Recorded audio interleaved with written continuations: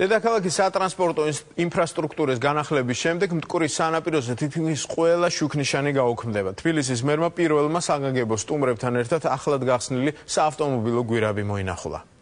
დავედით ახლა ახალი გვირაბისკენ ჯერ. პირველი მგზავრები ჩვენ ვიქნებით. შევედით აბა.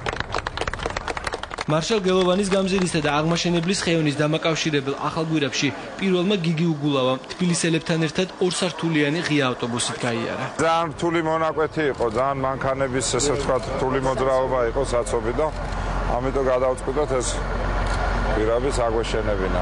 10 წელი გვინდა რომ აი ყველაფერი ისეთი იყოს რომ აი უკან რო ვეღარ დაბრუნდება, შეუქცევადი და 10 წელი კიდე უნდა. აი 90-იან წლები ესე უქმად უბედურებაში რო არ გაგვეტარებინა, გაცილებით წინ ვიქნებოდი.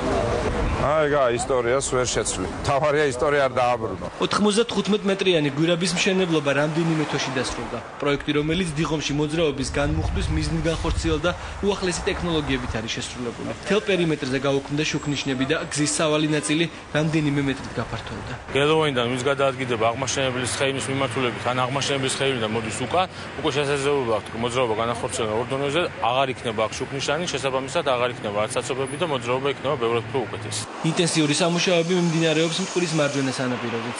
5 ადგილას პანდუსები, ხიდები, გვირაბები და ესტაკადები შენდება. სამუშაოების დასრულების შემდეგ სანაპიროზე ყველა შუქნიშანი გაუქმდება. არის ესტაკადა კოსტავა და გვირთა მოედანზე ჩამოსასვლელი, რომელიც იქ არსებულ შუქნიშანს მოსპობს. ასევე სამდონიანი მოძრაობა, კერძოდ 2 ესტაკადა და 1 საგზაო ნაწილზე მოძრაობა, ეს არის ლაგუნას მიმდებარე ტერიტორია. ასევე ჩვენ გვაქვს ესტაკადა ბარათაშვილის ხიდთან, გვირაბი და მთლიანად კვანძი თავის პანდუსებით არის გალაქტიონის ხიდთან და ასევე ჩვენ სულ ახლახანს გავაფართოვეთ სანაპირო მეტეხის ხიდთან. ახალი ესტაკადა აშენდა იუსტიციის სახლთან, რომელიც ავლაბრიდან მოძრავ ნაკადს ბარათაშვილის ხიდზე გაატარებს.